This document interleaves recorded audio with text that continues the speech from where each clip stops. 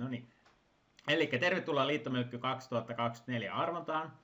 Tänne on juuri luvuksi, olisikohan se sopiva nimi suomeksi, valittu 4 yleisöstä. Ja nyt mennään sitten tänne lohkojen puolelle. Täällä on, en tunnusta, että itse olisin valinnut näitä värejä, kun on tämmöiset kammottavat värit. Mutta arvotaan 21 joukkuetta 4 lohkoon. Ja näistä ensimmäinen lohko on 6 joukkueen lohko ja loput on 5 joukkueen lohkoja. Ja yleensä arvotaan, mä oon tavannut arvoa useamman joukkueen kerralla, mutta nyt kun on näin vähän näitä joukkueita, niin me pistetään yksi kerralla. Ja täältä tulee Helsingin Mölkkyseura ensimmäisenä arpomisvuorossa. Katsotaan mihin lokeroon sujahtaa. No, lohko C, Helsingin Mölkkyseura, onneksi olkoon, siellä on sulla oma lohko. Ja sitten on Parkanon Mölkkyseura. Mä unohdin kyllä äsken lukenut pelaajien nimet, mutta ne vilahtaa tuossa ruudulla ja näkyy sitten lopuksi. Ei käytetä siihen aikaa. Seuraavaksi on Parkanon Mölkkyseura.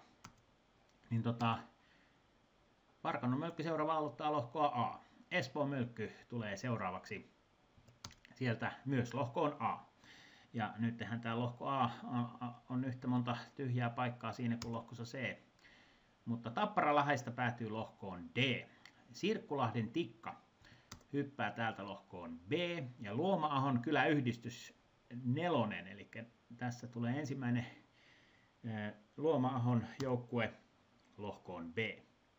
Luoma-ahon kyläyhdistys 1 arvotaan seuraavaksi. Ja nyt tässä vaiheessa pääsen eka kertaa mainitsemaan, että tämä nytten arvonta toimii sillä tavalla, että tämä samasta seurasta joukkue ei päädy samaan lohkoon kuin samasta seurasta joku toinen joukkue. Eli nyt on mahdollisuudet vain A, C tai D enää jäljellä. Ja niinhän se meni lohkoon C.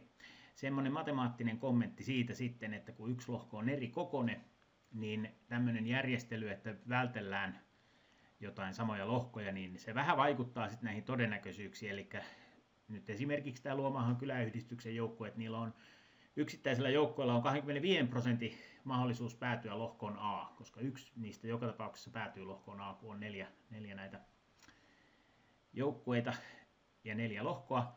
Ja se sitten korottaa näiden muiden joukkueiden todennäköisyyksiä päästään lohkoon A, että kun siellä jää 5 paikkaa vielä 17, niin se on 29%, mutta sitten tietenkin kun on muistakin seuroista useampia, niin se on ei ole ihan näin yksinkertainen tämä matikka, mutta pointti siis se, että pikkasen on sitten vähän eri todennäköisyydet. No eipä sillä väliä, koska eihän se nyt muutenkaan ole, kun on erikokoiset lohkot, niin siinä valmiiksi itsessään on todennäköisempää päätyä lohkoon A. Ja nyt, no niin, ihan tarpeeksi siitä. Terassimölkky on seuraavana arpomisvuorossa. Siellä on Jari Peltola, Ville Toivonen ja Miika Toukola. Minäkin lähdin mukaan tänä vuonna, kun pyydettiin. Ja päästiin lohkoon C. Että siellä on vähän pienempi lohko, mutta ei se mitään. Luoma-ahon kyläyhdistys 2. Se menee joko lohkoon A tai D. Arvonta sanoo, että lohko D. Harjavalan Haka. Sielläkin päätyvät lohkoon B. Lahden Kortteliliiga. Ja näitä en sitten alkanut sen enempää näitä saman kaupungin eri seurojen joukkueita mitenkään eri arvoisesti käsittelemään tai sama-arvoisesti. Eli ne on ihan sattumanvaraisesti menee lohkoon D. Mahlun Mölkkäjät 1 hyppää lohkoon C. Ja kaikista siitä puheesta, mitä mä sanoin, että lohkoon A on suurempi todennäköisempi niin kuin päätyä, niin silti lohko A on nyt vielä tyhjin lohko tähän mennessä. Porin Karhumölkky. Sieltä lähtee pelaajat lohkoon C. Eli lohko C on nyt täynnä. Ja jäljellä on vielä tuommoinen kourallinen noita joukkueita arvottavana. Köyliin Mölkky 2 päätyy lohkoon D. Ja sekin on kohta valmis. Luoma-ahon kyläyhdistys 3 ja sillä ei ole enää kuin yksi paikka mahdollinen lohko A. Toki tämä ehkä siinä pelijärjestelmässä sitten tämä lohkon sisäinen järjestys on vielä jossain määrin vaikuttava, en ole ihan varma. En ole niin tarkistanut sitä pelijärjestelmää kysynyt mistään. Mahlun Mölkkäjät 2. No, ne mahtuvat vielä lohkoon B.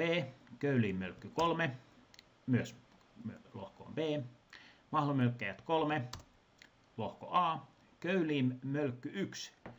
No silläkään ei ole muuta paikkaa kuin tuo lohko A enää, kun tuolla D:ssä oli jo 2 ja sitten Mölkkykerho Lahti 1 ja 2, kumpi pääsee Ahan?